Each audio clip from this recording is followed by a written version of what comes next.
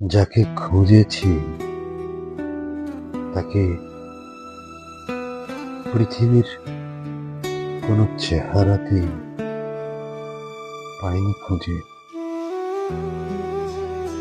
আবার যতটুকুতে পেয়েছি তারও অধিক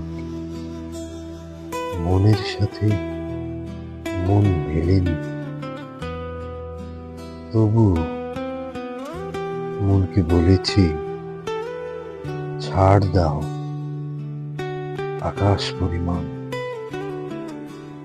তবেই আকাশে রোদ আর মেঘে মিলে গল্প হবে। তারপর রংধনু।